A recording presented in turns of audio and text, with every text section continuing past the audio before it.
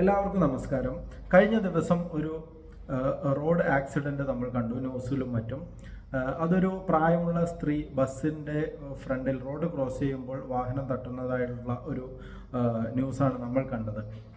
ഇത് വെച്ച് നോക്കുമ്പോൾ റോഡ് ക്രോസ് ചെയ്യുന്ന ഇത് വളരെ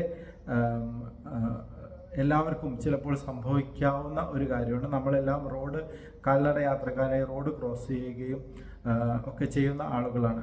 അപ്പോഴായിട്ട് നമ്മൾ ശ്രദ്ധിക്കേണ്ട കുറച്ചു കാര്യങ്ങൾ. റോഡ് ക്രോസ് ചെയ്യുമ്പോൾ നമ്മൾ തീർച്ചയായും സീബ്ര ലൈനുകൾ ഉള്ള റോഡിലാണെങ്കിൽ സീബ്ര ലൈനിലൂടെ മാത്രം റോഡ് ക്രോസ് ചെയ്യാനായിട്ട് ശ്രദ്ധിക്കുക. സിഗ്നൽ ഉള്ള റോഡിലാണെങ്കിൽ ഗ്രീൻ സിഗ്നൽ കിട്ടിയതിന് ശേഷം മാത്രം കാൽനടയാത്രക്കാർ റോഡ് ക്രോസ് ചെയ്യുക. അതോടൊപ്പം തന്നെ 2 ലൈൻ ഉള്ള റോഡുകൾ ക്രോസ് ചെയ്യുമ്പോൾ ആദ്യത്തെ ലൈനിലുള്ള വാഹനം നിർത്തിയാലും മറ്റു വാഹനങ്ങൾ നിർത്തിയിട്ടുണ്ടോ എന്ന് ഉറപ്പുവരുത്തിയതിന് ശേഷം മാത്രം റോഡ് ക്രോസ് ചെയ്യുക.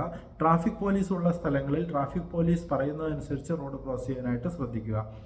ഇനി വാഹനങ്ങളുടെ സൈഡിൽ നിന്ന്, വാഹനം ഓടിക്കുന്നവരുടെ സൈഡിൽ നിന്ന് നോക്കുമ്പോൾ ഒരു കാൽനട യാത്രക്കാരനോ യാത്രക്കാരിയോ റോഡ് ക്രോസ് ചെയ്യാനായിട്ട് നിൽക്കുന്നുണ്ടെങ്കിൽ നിങ്ങൾ റോഡ് ക്രോസ് ചെയ്യാനായിട്ട് അവരെ അനുവദിക്കുക. അതുപോലെ ഒപ്പം തന്നെ സീബ്ര ലൈൻ ഉള്ള റോഡുകളാണെങ്കിൽ തീർച്ചയായും അവിടെ സീബ്ര ലൈനിൽ കയറ്റി നിർത്തുന്ന ചില പതിവുകൾ നമ്മൾ കണ്ടിട്ടുണ്ട്. സീബ്ര ലൈനിന് മുന്നേ വാഹനങ്ങൾ നിർത്തിക്കൊടുത്ത് റോഡ് ക്രോസ് ചെയ്യാനായിട്ട് യാത്രക്കാരെ അനുവദിക്കാവുന്നത് വളരെ ഇമ്പോർട്ടൻ്റ് ആയിട്ടുള്ള കാര്യമാണ്.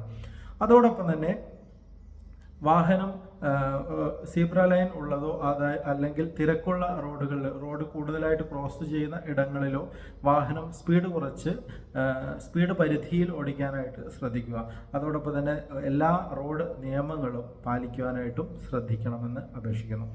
ഇങ്ങനെയുള്ള ചില കാര്യങ്ങൾ നമ്മൾ 2 സൈഡിൽ നിന്നും വാഹനം ഓടിക്കുന്നവരും കാൽനട യാത്രക്കാരും ശ്രദ്ധിച്ചാൽ ഒരുപാട് അപകടങ്ങൾ നമുക്ക് ഒഴിവാക്കാവുന്നതാണ്. ഈ വിവരം നിങ്ങൾക്ക് ഉപകാരപ്പെട്ടെന്ന് കരുതുന്നു. ഉപകാരപ്പെട്ടെങ്കിൽ മറ്റുള്ളവരിലേക്ക് ഷെയർ ചെയ്ത് എത്തിക്കുക. നന്ദി, നമസ്കാരം.